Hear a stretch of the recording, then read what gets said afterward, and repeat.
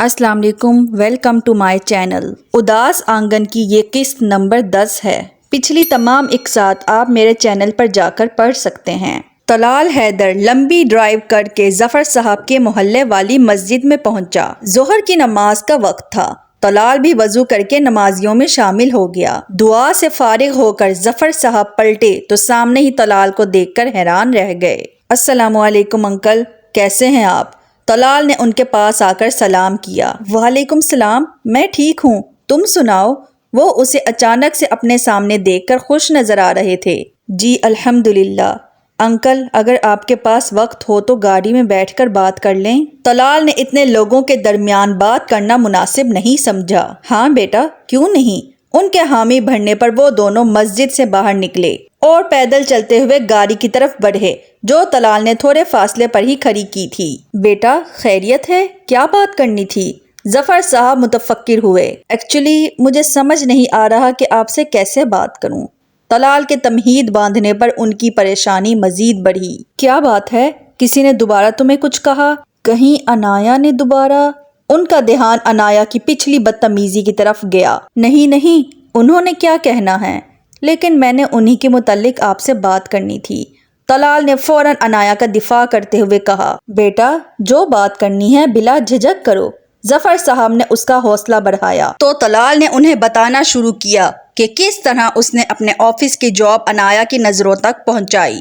आपको ये सब सुनकर न जाने कैसा लग रहा होगा, लेकिन मेरी नीयत गलत नहीं थी। आपके मुझ पर बहुत एहसान हैं जो मैं शायद नहीं उतार सकता। मैं सिर्फ आप सबके लिए कुछ करना चाहता था।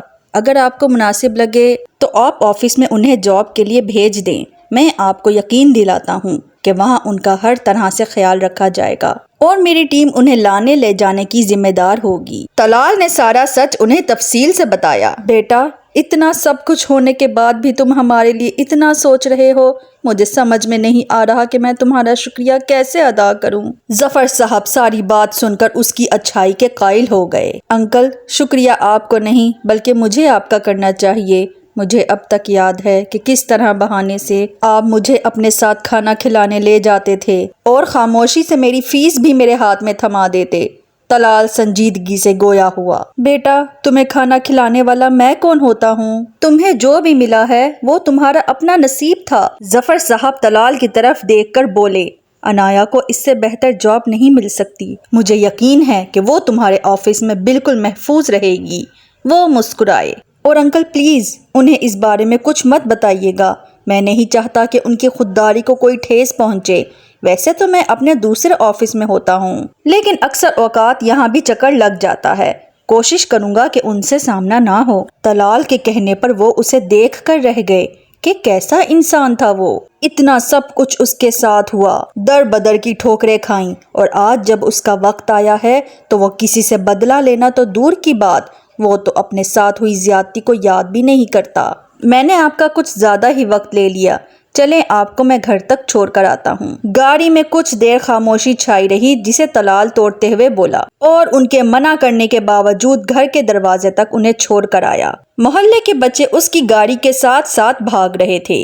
इस वजह से वो निहायत एहतियात से तंग गलियों में गाड़ी चलाने लगा कि सामने उसे एक निहायत जानी पहचानी गली नजर आई।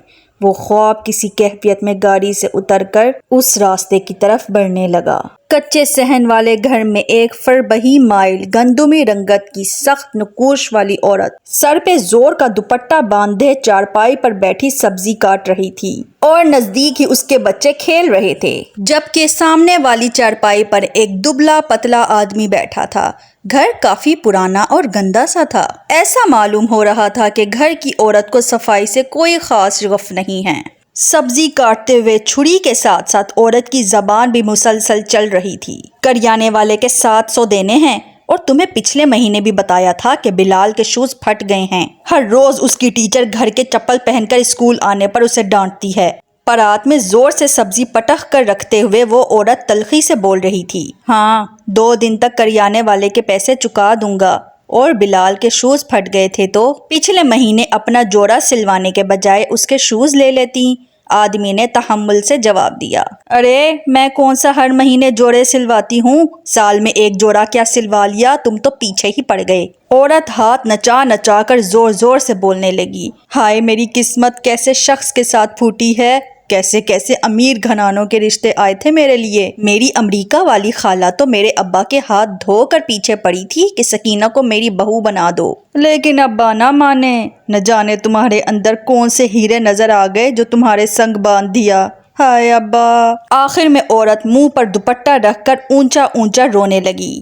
اتنے میں دروازے پر دستک ہوئی تو عورت کی توپوں کا رخ بچوں کی طرف مڑا۔ کم بختوں، پڑھائی کی طرف بھی دھیان دے دیا کرو، ہر وقت بس شور شرابہ کیے رکھتے ہو، جاؤ دیکھو دروازے پر کون آیا ہے۔ وہ بیٹے کے ساتھ تلخی سے کہہ کر سبزی کی طرف متوجہ ہو گئی۔ بلال دروازے میں آنے والے سے بات کر کے باپ کے پاس آیا۔ ابا آپ سے کوئی ملنے آیا ہے۔ بلال کے کہنے پر آدمی نے نظریں اٹھا کر بلال کے پیچھے سوالیہ نظروں سے آنے والے کو سر سے پاؤں تک دیکھا، جہاں ایک لمبا چوڑا ہلکی شیو والا ایک ہینڈسم شخص کھڑا تھا۔